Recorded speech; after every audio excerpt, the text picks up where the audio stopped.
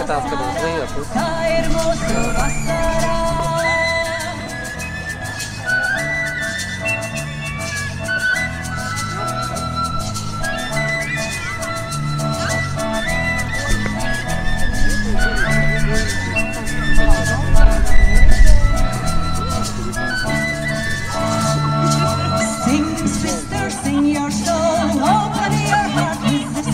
Здравствуйте.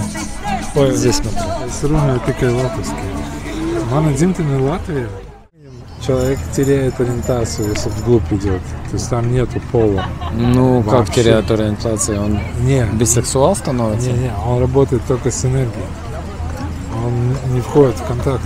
Ни физически, нет физики. Ну да. Там только энергия, а она не имеет пола. Да, но только точно. Никому не рассказывай, потому что в советское время мы тебя уже отвезли на пару месяцев. Ну сейчас радужное время.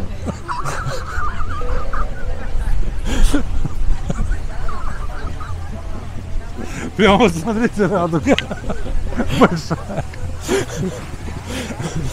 Ну, честно тебе скажу, если как бы убрать эти все моменты в голове, ничего страшного нет. Но выбор за тобой. Так ты мог бы переспать и с мужчиной? Я нет. Ну, если только меня бы кто-то там... Ну, как это делают, знаешь? Пойдем ко мне домой. Пойдем ко мне домой. Просто пообщаемся. А потом раз, и все. Кстати, вот у кришнаитов, помнишь, три было этих ванн, ну, где мыться, 150 брамачари, из них где-то 70%, которые сексуальная энергия в самом пике была, и которые они не умели, ну, управлять, подавляли, да. И вот прикинь, как у многих кришнаитов менялась сексуальная ориентация, и они даже не могли себе в этом признаться. Да. Просто в душе. Очередь стоит, все заходят, выходят. Не, серьезно. То же самое было и в тюрьме у многих людей. Ты же там не можешь иметь девушку, если только бандит вышел, там заплатил, тебя привели, ты ее там в общем.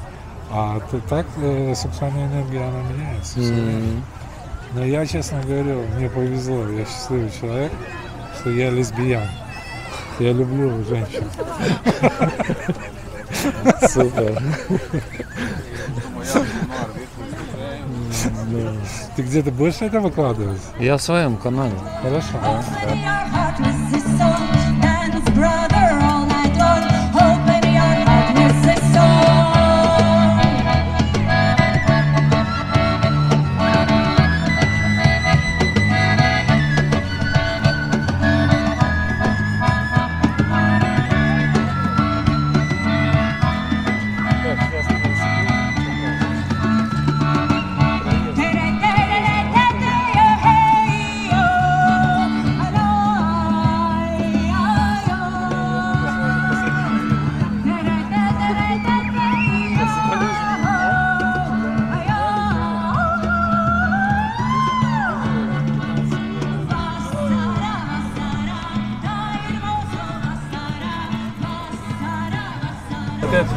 Да. Теперь надо идти. Вот каждый шаг осознанно как делать. Как будто ты заново. Redzēt, jā. Jā, vidus. Nu, Kamars. Tas ir filmēšana? Tev tieši te, kur indieši to punktu zīmē. O, super.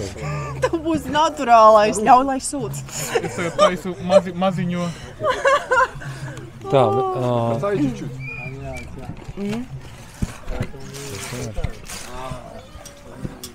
Так, да? Что надо подержать?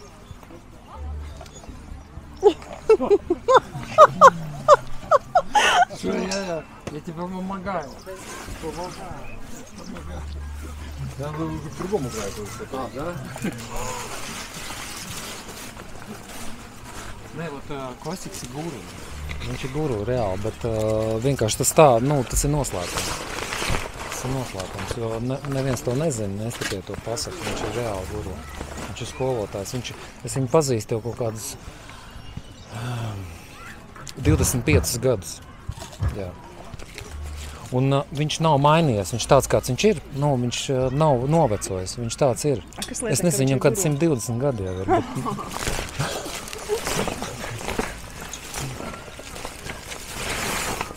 Viņš, mēs kādreiz Krišnaitis viņu praktizējām kopā, un tad viņam savu praksi aizgāja tādu, tā kā viņš iegāja savā tādā mūdiņā.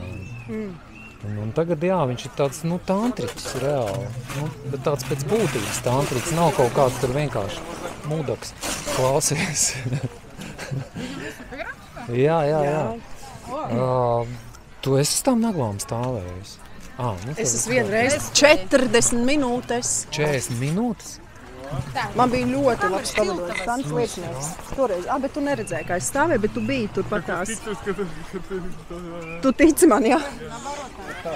Es šodien uz vienas naglas stāvēju. Vienas naglas, kas tas ir tāds? Uzkāpa netīšā? Dēlī, jā. Tā piekļuvumi. Tas ir darba trauma saucams. Tu kaut ko būvēji, ja? Bet tas bija tad, kad jau visi jāsāk nomierināties, pārslēgties uz festivālu, uz baudīšanu. Un es vēl kaut ko mēģinu aizsteigties, kaut ko izdarīt, kaut ko vēl sasteigt.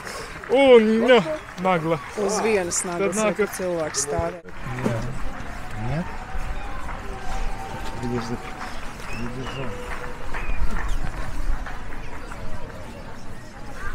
Должен быть замочек какой-то.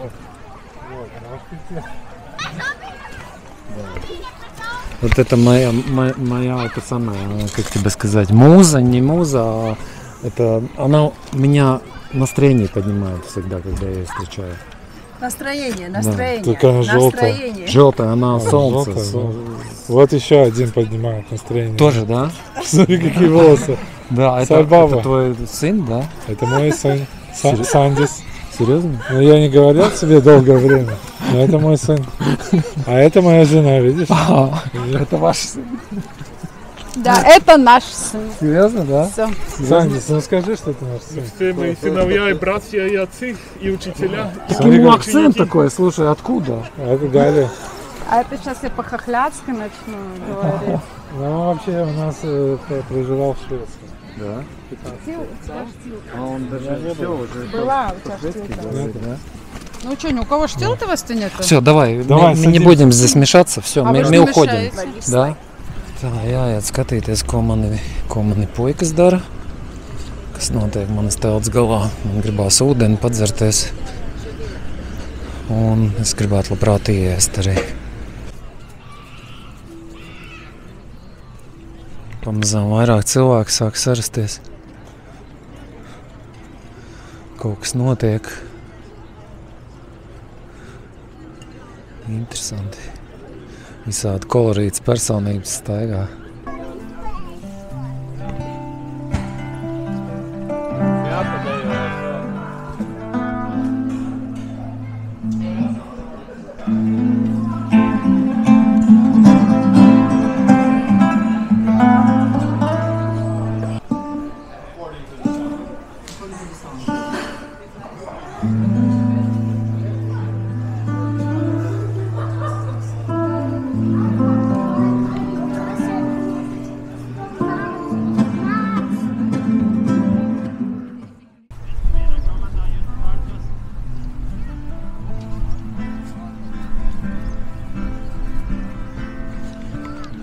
Neuzrunā man šitas vieplis.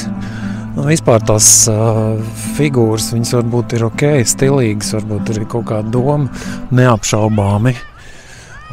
Visi cieņi tiem, kas to ir taisījuši.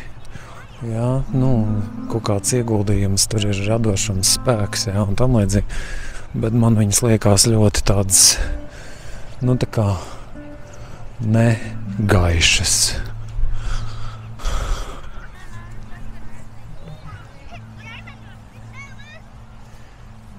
Puika izšķīlās no olas tikko. Tu no oliņas izšķīlies tikko? Tu salauzi? Bija jautāts, jā? Telšu pilsētiņa. jauša pilsētiņa. Tad es tur tā diezgan nekaunīgi iebraucu iekšā un uzreiz jau centrā uztaisīju telti. It kā nomalē, bet tā kā pašā centrā. Tā, ka tur man garām vajadzēja braukt kādam un likt telts aiz manējās vēl. Bet es tā kā bišķiņi atvainojos, jo es īsti nezināju, kur kas paredzēts, cik daudz. Un tā man tagad piedeva. Un tā mēs te... kaut kā baigi interesanti būs, ja tiešām tas lietas sāksies, jā, un kaut ko te mums... skatīsimies, jo mēs principā esam tādā nokalnītē, tur varētu viss mitrums mums iet irsūt, tas varētu nedaudz samazināt mūsu komforta zonu.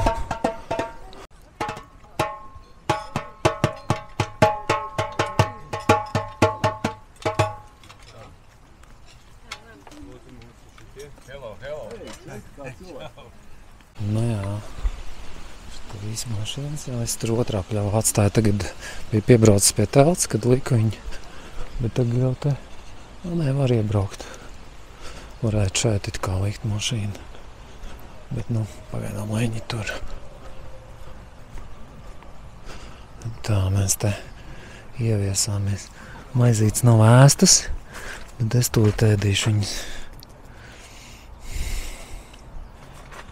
Tā mēs te ūdens atvedu.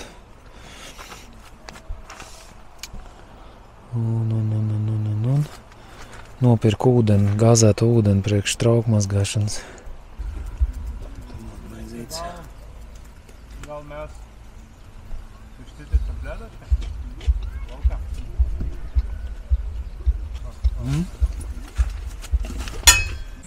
Madara, ko tu dari? Es tev palīdzu. Man palīdzi, jā? Vai Gunai? Es redzēju, kā tu centies kaut ko darīt. Tas ir telts, jā, tā šitas ir tur tādu mietu, metālu mietu nevarēja dabūt ārā, izbīdīt, un tas vienkārši nolauza lazdu un piemontēja kaut kā. Baigā improvizācija, bet viņš nestāv tā kā normāli, viņi reāli gāžās uz visām pusēm, kaut kādā Austrālijas telts 70. gada hipī dzīvojuši ir. Gun, tev ir visoriģinālākā telts, klausies. Ja būtu konkurss, viņi uzvarētu. Jā. Vienīgā ar lastas kājām. Speciāli konkurss, veļ telts. Jā, vai ne? Varētu, jā. Jā, lai tu vari uzvarēt, jo tā, man vēl patīk šitā telts, tas visībā konkurenti ir tieši blakus. Te, kur ir uztaisījuši arī uz jūtiem, tur bija tāda, tā kā pilsēta. Jā. Ciemiņš. Jā, tas ir labs, jā. Tas divi, visādiem stāviem, divi stāvi, un pasties, kas tur pa ķēnguru dzīvo, tas ir ķēnguru māja. Tur toalete vai duša varbūt, duša varētu būt. Tie arī ir konkurēti uz uzvaru.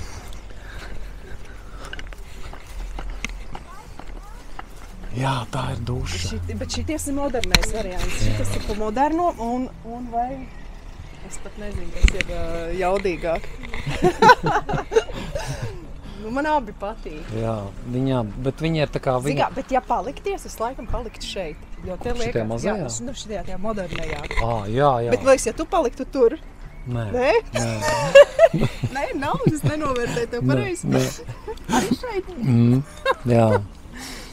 Tu tur, es tur varētu. Vai arī es tur un tu tur. Mēs pametām viņu vispār palīdzību.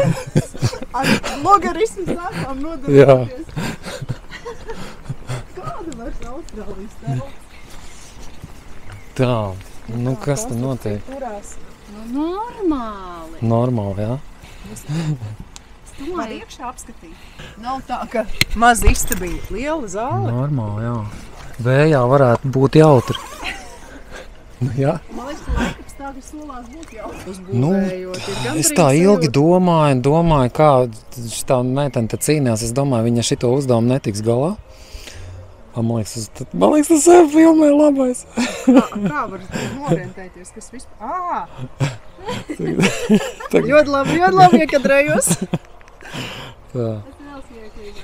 Un tad es tāds vispār tā kā cenšos būt citreiz atsaucīgs. Nu, kaut kāds tāds baigi traki. Iedomājies, viņai šitāda vienai šitāda telts ir jātaisa, kas ir pilnīgi kaut kāds akmens laikmets, jā, reāli. Nu, bet tu jau nezini, varbūt tas bija viņas plāns. Varbūt viņa naktī viņai sabruks, viņa nāks pie mums gulēt. Tu tur esi iekāpis? Jā, es tajā, jā. Jau arī, man liekas, tad es teiktu 3 telts, es teicu meitenēm savām, kad šitā telts man patīk. Tu viņam teici, jā? Es teicu, jā, man šitā patīk. Nu tad tu var nākt. Te ir tāds koncentrāts ar labākajiem maniem. Nu tā. Jums tur arī tie romlīgi ir. Jā, nu var ienākt, paskatīties, jā. Man liekas, baigi paši tas viducīgs tāds. Vienīgi es zinu, ko es mantas izņēmu ārā no mašīnas, man vajadzēs nest atpakaļ, jo man pa daudz šeit ir. Nu, vajadzēs samests viss. Vienkārši nav kur likt. Un tad es ieraudzīju vēl labāku teltu 9-vietīgo. Tur ir līdzīgi tā kā šitā, tikai vēl viens tāds bunkurs. Un tad tur saliekot mantas, tā ir īstā telts priekš šitāds dzīvošana. Tu esi ar abiem dēliem? Jā. Vasarā, vasarā, tā ir mūsu vasarā.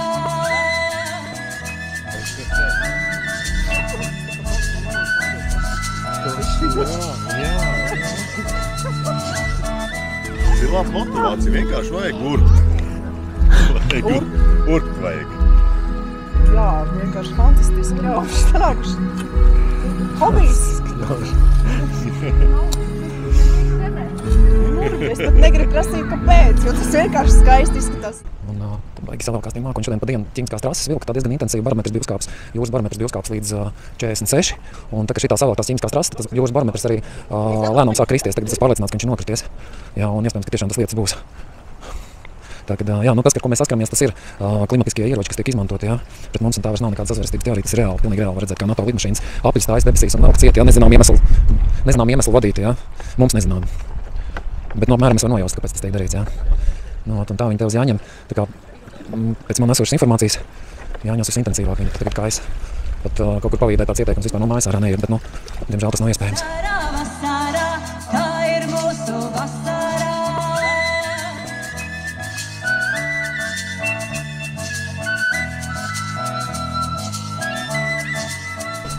Atklājies! Ko?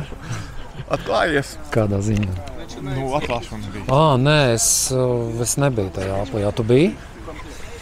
Nebija. Mums šitam gāž riņķī, tā kā nav laika, labprāt gribētu, bet objekts jāpieskat ir mums. Kur tev ir tā pirts šitā, jā? Tā telts, jā? Viena telts pirts. Jaunākās tehnoloģijas tiek pielietotas, vācu materiāls. 100 grādus var dabūt viņā, ja vajag tik daudz, protams. Tiešām? Jā. Viņa tā kā čigāna pirtiņa uzlabotā versija, jā? Jeb nē, kā tu viņu iekšā to karstumu dabūji? Viņa ir telts pirts. Telts pirtis ir pazīstamas jau apmēram, nu, tik cik es atceros, cik man atmiņas sniedzās gadus 30. Nāca pirmās iekšā no Krievijas militārās tehnoloģijas, mobības. Tās neturēja bišķiņ tik labi to karstumu. Nebija vēl tas materiāls tik blīvs, tik labs. Jā, bet, nu, gadi ir pagājuši un šobrīd ir attīstījušās jau šīs tehnoloģijas ļoti augstā līmenī. Un, nu, šobrīd viņas principā mierīgi konkurē ar visiem pārējiem piršu variantiem. Un pie tam, dēļ tās mobilitātes, mēs viņu varam uzstādīt jebkur. Mēs viņu varam purvā uz ūdens uzlikt, mēs viņam varam Everestā viņu varam nolikt, varam pludmalē smiltīs, kur nevarēs iebraukt ne ar vienu mucu spirti, ne ar kādu citu. Tu vari parādīt iekšpus, nu, tā kā uz... Ko tu tā arī tavējā? Droši, tur arī iet iekšā un apskatīties.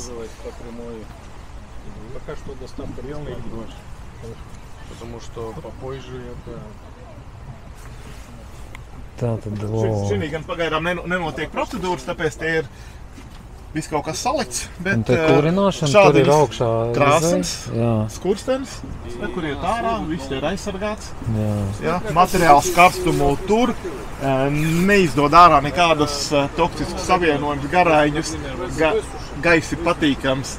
Jā, kaut arī tā ir tā kā sintētika, jā, bet viņa ir no tik augstā līmenī, kad gaiss tikpat labs kā koka pirtī. Viss ir absolūti kārtībā. Un kas šitie ir?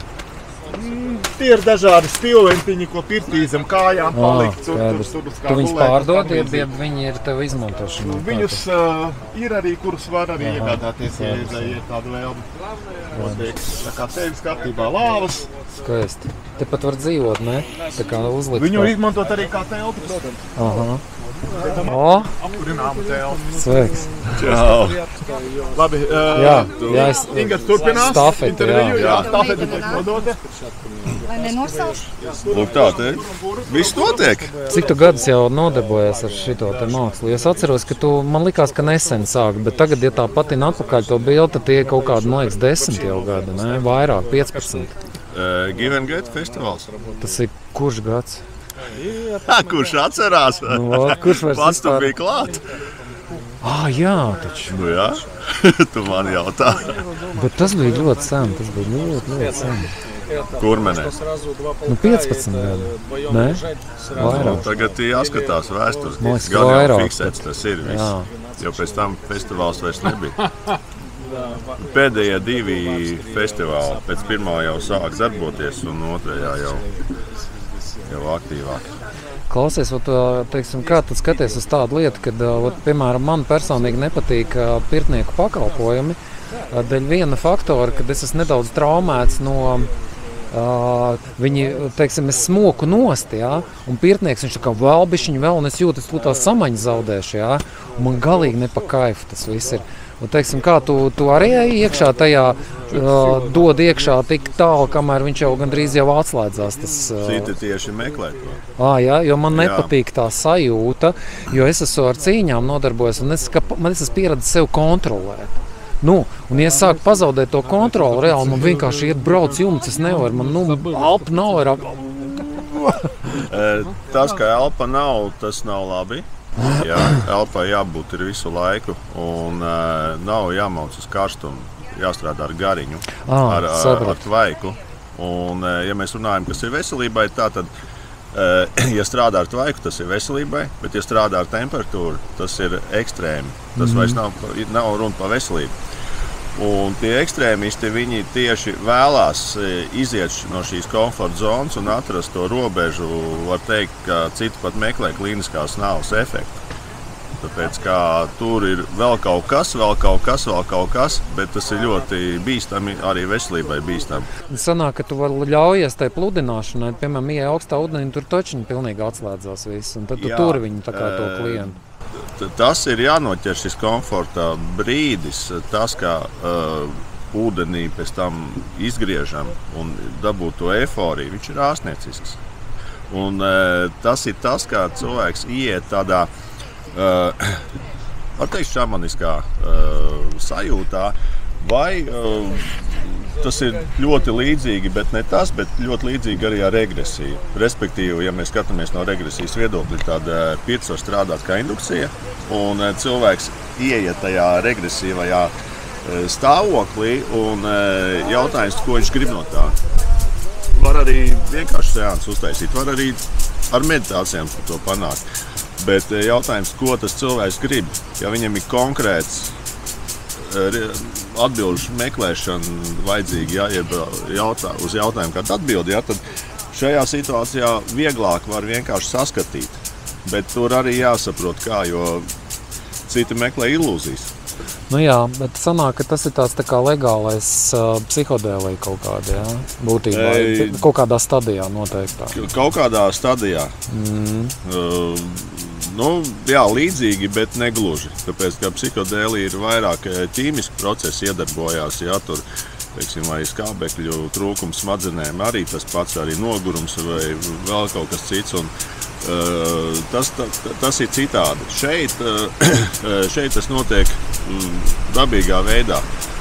Kā tu skaties uz apziņas izmainīšanas ar alkoholu un narkotikām, piemēram, pirts rituāla laikā? Nav vajadzīgs. Tas viss traucē. Tāpēc, kā jau apziņa mainās, uztveršana mainās, maņas mainās arī pašā pirtī. Tas ir tā kā dubultā slodze, kur nav vajadzīga psihē, ja?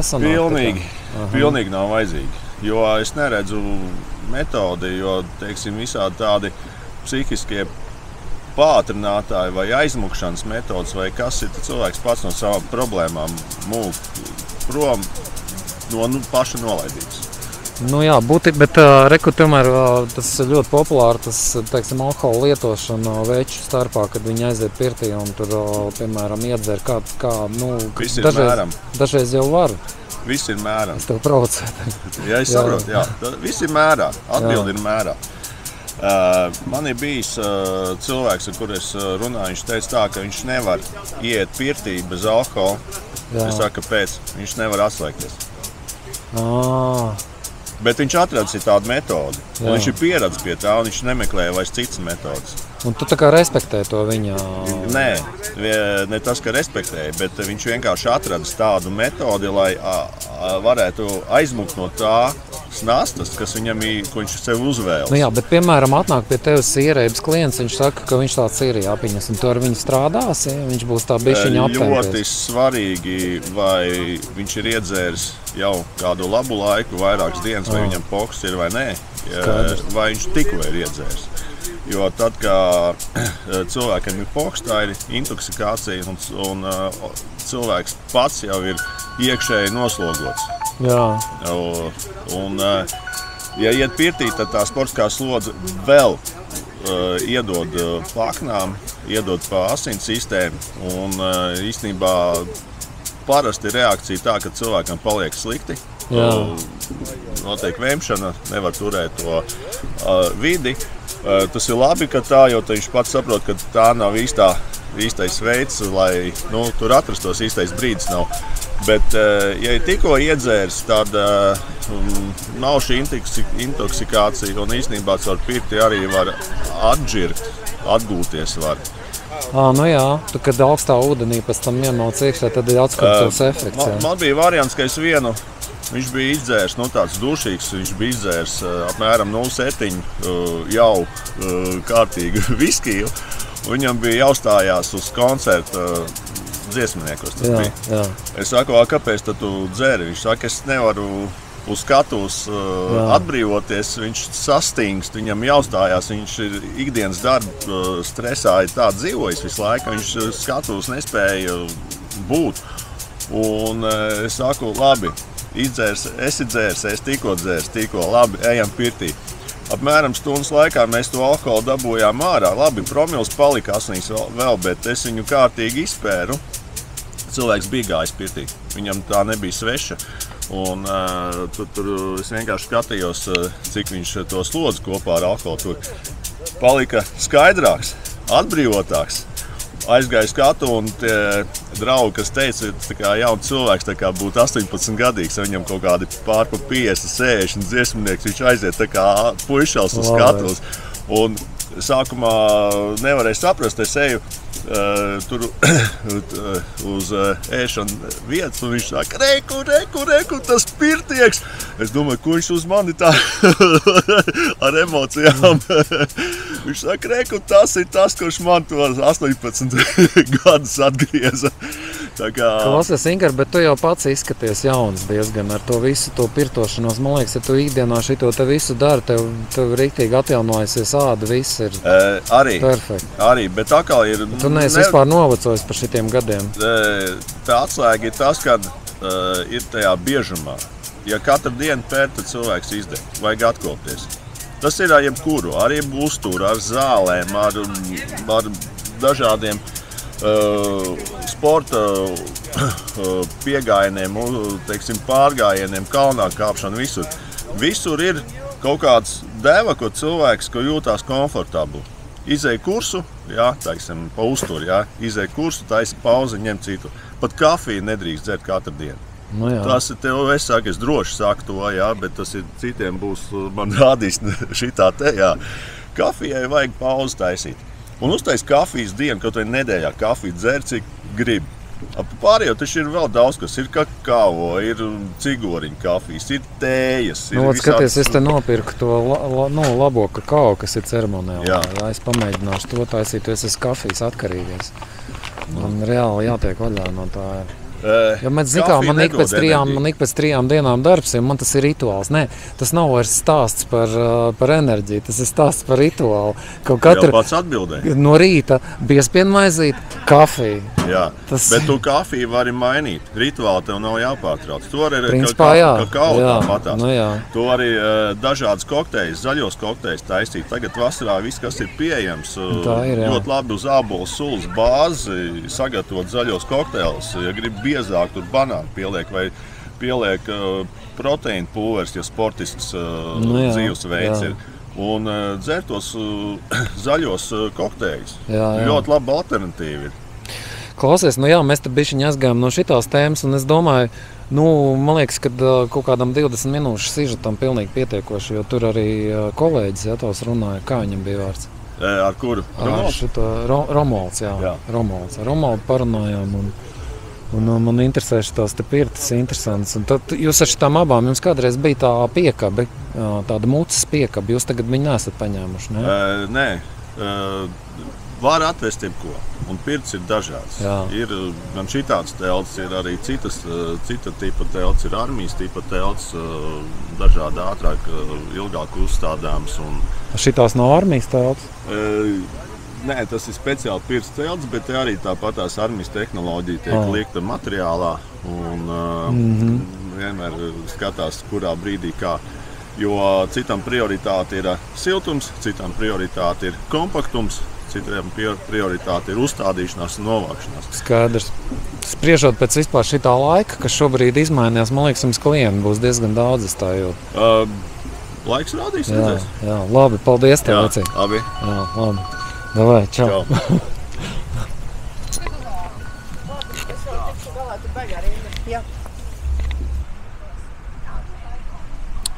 Jā, būtības festivāls 20.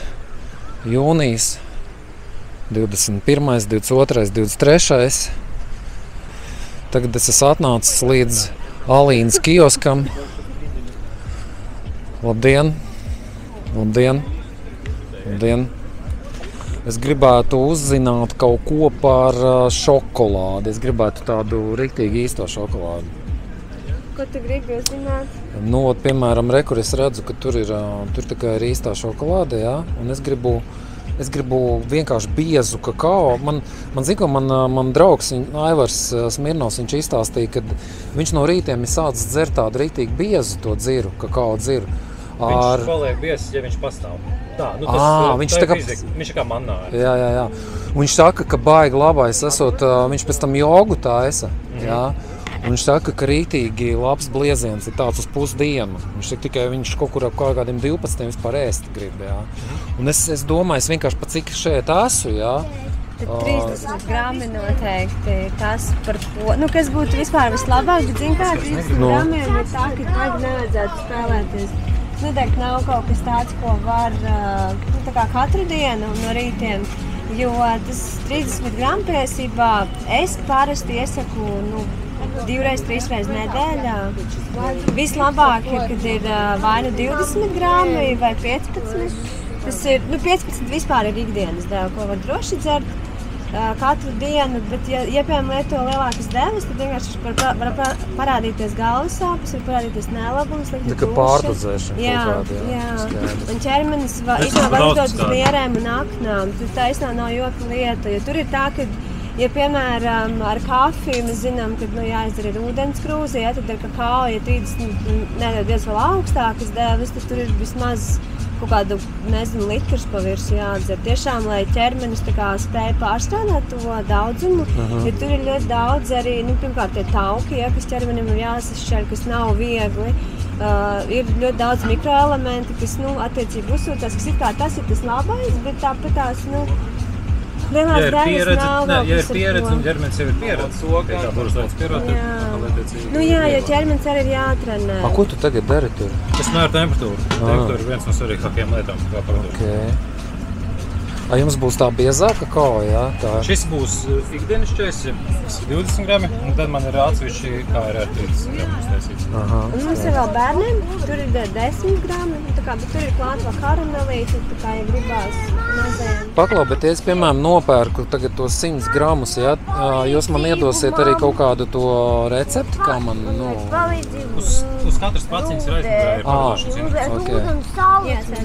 Davai es tagad nopirkšu, jā? 100 gramīgu, jā? Nopirku ceremonālo kakao. Pamēģināšu mājās. Te ir laikam instrukcija, kā viņš ir jātaisa.